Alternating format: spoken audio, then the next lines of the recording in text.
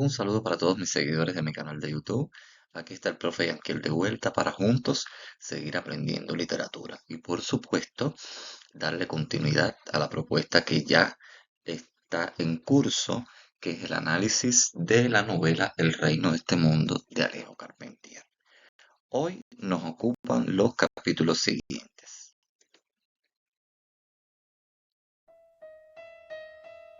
Pues bien, estaremos analizando fragmentos de los capítulos 5 titulados De Profundis para precisar qué elementos nos muestran la lucha contra la opresión y cómo se llevó a cabo la primera sublevación de esclavos en Haití y que fue la primera también que se produjo en el Caribe, liderada por supuesto por Macandal. El 6, que corresponde a las metamorfosis de Macandal, para precisar el binomio fantasía-realidad, ese elemento de licantropía que ya nos está anunciando Alejo Carpentier desde el prólogo y que forma parte del concepto de lo real maravilloso. Y el capítulo número 8 y final de esta primera parte, que es el gran vuelo, para valorar la actitud asumida por los personajes y por supuesto concluir la primera parte. Pero antes debemos precisar lo siguiente.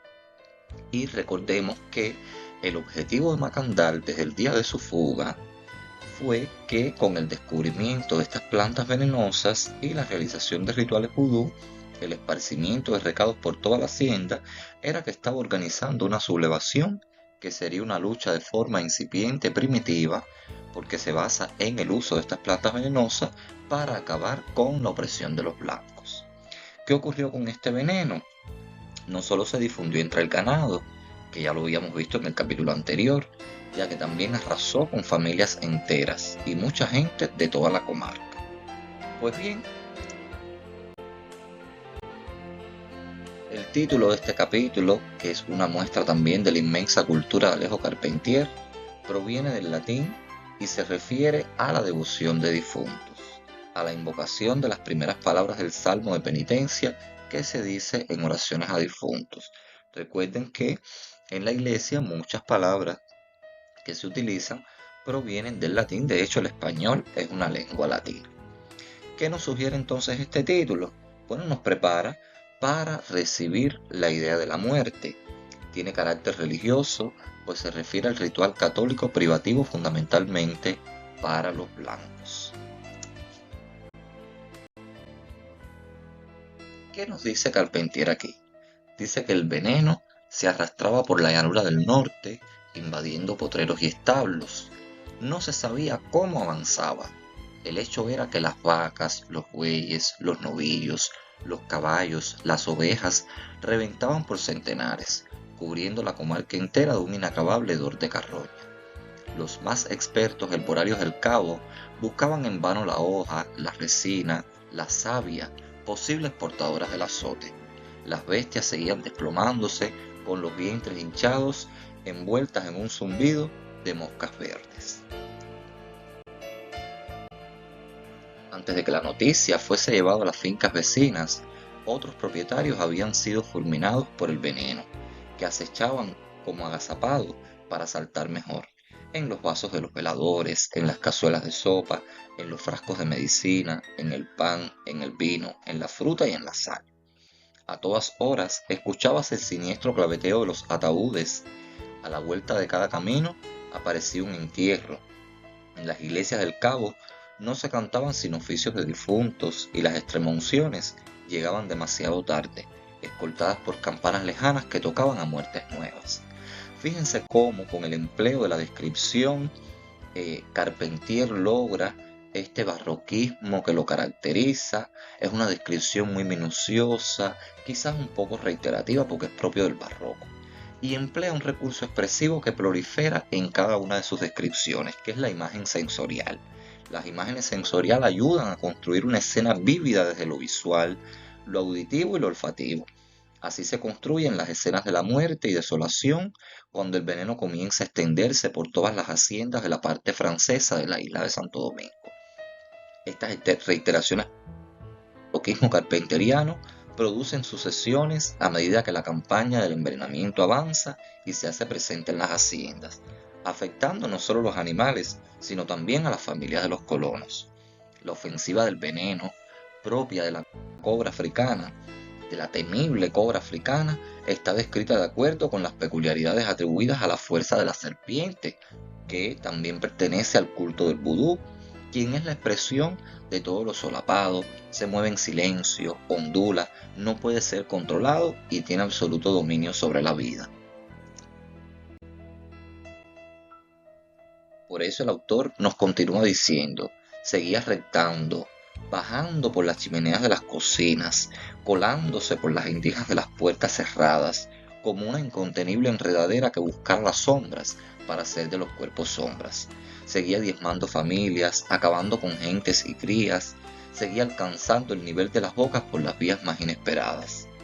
Cuando se descubre esta conspiración, la ponzoña detiene su ataque volviendo a las tinajas, como las cobras amaestradas de los encantadores hindúes se aplastan en las cestas en que aquellos las encierran.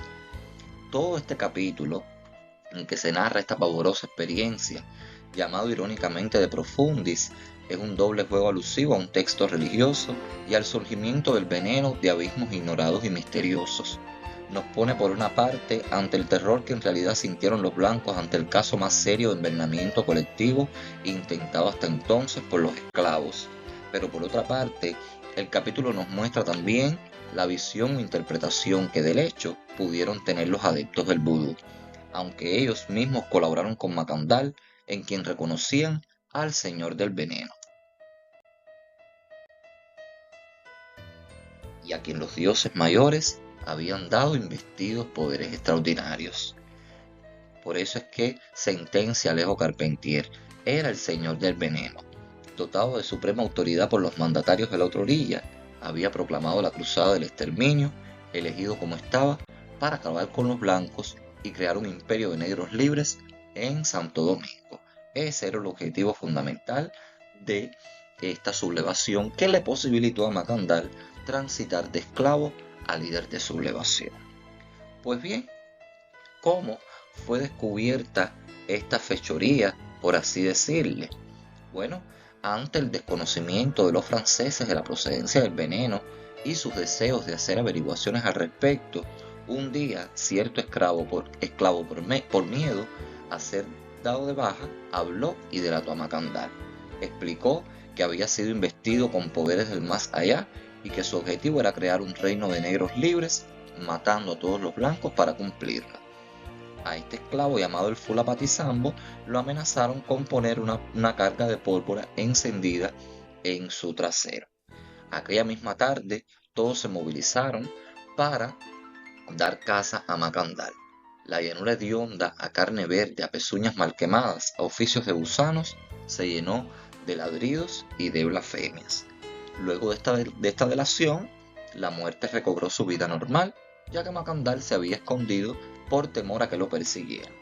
Durante varias semanas, soldados y gente de la comarca registraron los campos sin encontrar nada y se empezaron a apaciguar en la tarea de búsqueda. Varios meses pasarían sin señales del manco. Los negros, por su parte, están felices porque saben que el manco tiene el don de transformarse en cualquier animal y así puede burlar la persecución de los blancos. Y era realmente que Macandal era un negro mandinga, de ojos inyectados, de torso potente y delgadísima cintura. Eran sus características físicas propias del mandinga, pero que ellos también tenían fama de practicar muy bien el cimarronaje. Es la explicación lógica, por supuesto, a toda esta fantasía que creen los esclavos de sus poderes licantrópicos. Pues bien, el personaje Alejo Carpentier introduce un rasgo de lo real maravilloso, que es lo insólito entremezclado con lo real y dado como natural por los pueblos que habitan en Latinoamérica.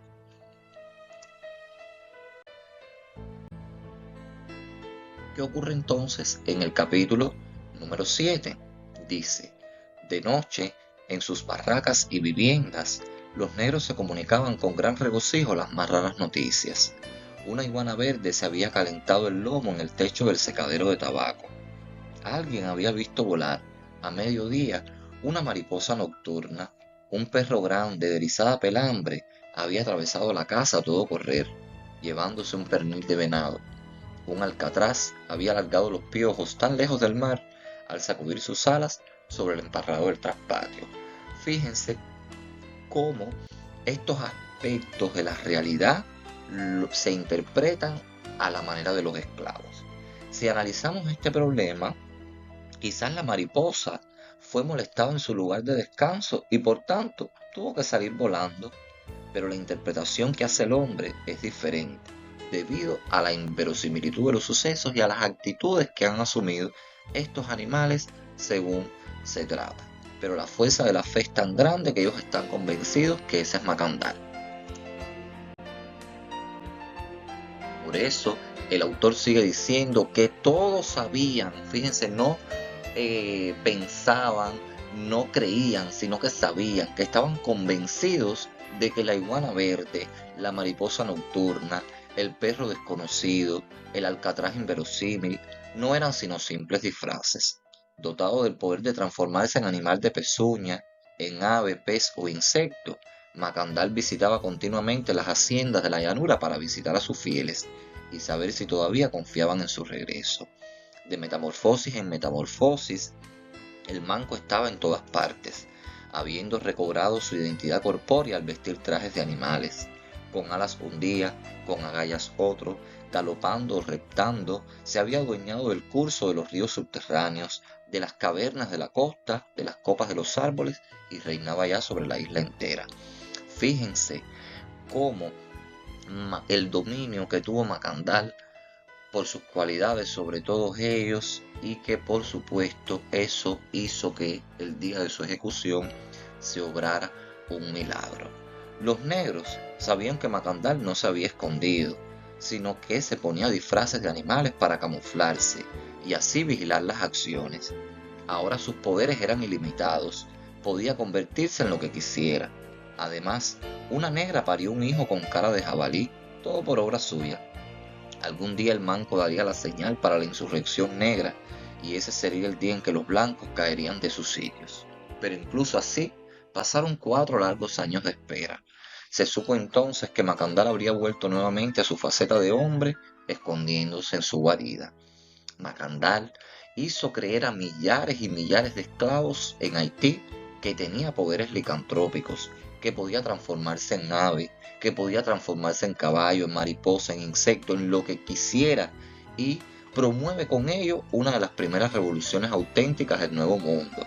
Eso es lo real maravilloso. Carpentier piensa que lo real maravilloso como fenómeno que surge de la alteración de la realidad es como el milagro, o más bien una ampliación de las escalas de la realidad que la complejiza y la enriquece con una iluminación habitual, pero que en las cosmovisiones latinoamericanas son tomadas por los individuos como hechos dados y naturales. A lo real maravilloso le corresponde el barroco, por eso es fácil encontrar descripciones realizadas a partir de enumeraciones que presentan con naturalidad los portentos maravillosos. Después de 4 años, Macandal regresa en el capítulo 7, que vamos a citar brevemente, como el traje de hombre. ¿Qué ocurre aquí? Se aproxima la Navidad y Messier Lenormand de Messy vuelve a casarse con una vieja, con una viuda rica, coja y devota, ya que su esposa había muerto con el envenenamiento. Por orden del párroco, él se casa con esta mujer, quien sabe que el gentil hombre había reinstalado en su habitación a Marinette, una lavandera, y debía hacerlo regresar a la senda de la corrección. Recuerden el papel que juega la iglesia en todas estas costumbres europeas. Durante esa época de festejos, los blancos descuidan el cuidado sobre sus esclavos y estos logran vivir un poco más tranquilamente. Tinoel, sin embargo, durante la noche de fiesta se dirige al barracón de esclavos de la hacienda Dufresne, quienes estaban autorizados a beber una taza de aguardiente por cabeza para festejar el nacimiento del primogénito del amo. Allí, mientras se preparan para beber, detrás del tambor madre aparece repentinamente una figura humana. Es Macandal recuperando su cuerpo, aunque todavía parece conservar en él algunos rasgos de los animales en los que se ha estado transformando. Los esclavos en silencio le acercaban el aguardiente que están por beber, porque saben que el recién llegado estará sediento después de tantos años viviendo como un animal. Tras la aparición, los esclavos comienzan a batir los tambores y cantar a viva voz una letanía de reclamos hacia los blancos y de quejas sobre su destino. Los amos en la hacienda escuchaban esos cánticos y cargaban sus armas preparándose para un posible sublevamiento. ¿Qué ocurre entonces en el capítulo número 8, que es el gran vuelo? Pues bien, ya hemos visto a lo largo de estos capítulos la repercusión que tiene la figura de Macandal en la novela. Y por supuesto va a ser a lo largo de toda la obra. Todos los blancos se habían juntado una muchedumbre en la Plaza Mayor para la ejecución de Macandal. Y los negros esperaban un espectáculo que había sido organizado para ellos. Esta actitud se debe a que los negros piensan que es una semejante fiesta insignificante e inútil para un ser ungido por los dioses.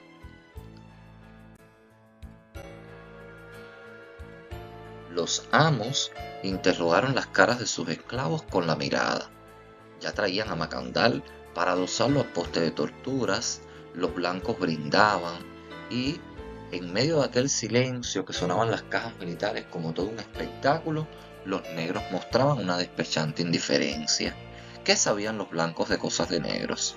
En el momento decisivo, Macandal, transformado en mosquito zumbón, iría a posarse en el mismo tricornio del jefe de las tropas, para gozar del desconcierto de los blancos.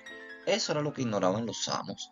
Por ello, habían despilfarrado tanto dinero en organizar aquel espectáculo inútil que revelaba su total impotencia para luchar contra el hombre ungido por los grandes loas. Pues bien, ¿cómo interpretar esta sentencia final? Esto quiere decir que para los blancos por supuesto, no entendían cómo los negros podían pensar de esta manera, por qué esa indiferencia si iban a ajusticiar a su líder. Pues bien, sigue diciendo. El fuego comenzó a subir hacia el mango. En ese momento Macandal agitó su muñón, aullando conjuros desconocidos y echando violentamente el torso hacia adelante. Muñón, que es el del brazo amputado que no pudieron atar. Sus ataduras cayeron y el cuerpo del negro se espigó en el aire, volando por sobre las cabezas antes de hundirse en las ondas negras de la masa de esclavos. Y a tanto llegó el estrépito y la grita y la turbamulta, que muy pocos vieron que Macandal, por 10 soldados, era metido de cabeza en el fuego, y que una llama crecida por el pelo encendido ahogaba su último grito. Macandal había cumplido su promesa, permaneciendo en el reino de este mundo, que no es más que un símbolo del plano terrenal.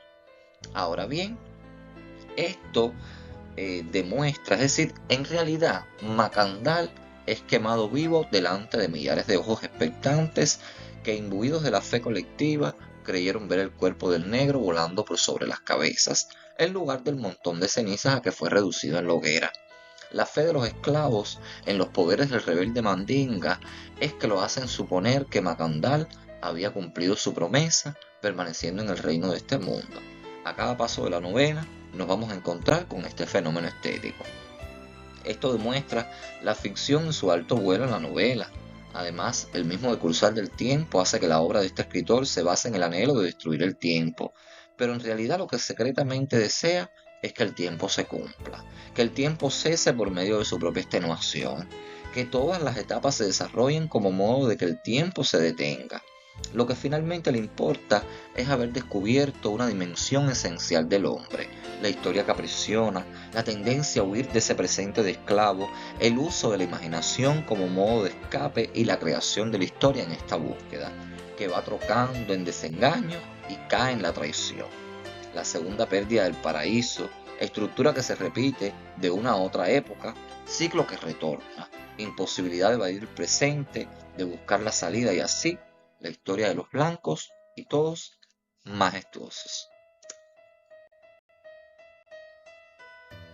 Pues bien amigos, espero que les haya gustado este video y por supuesto te recomiendo que te suscribas a mi canal, actives la campanita de notificaciones y me dejes tus comentarios para más contenido.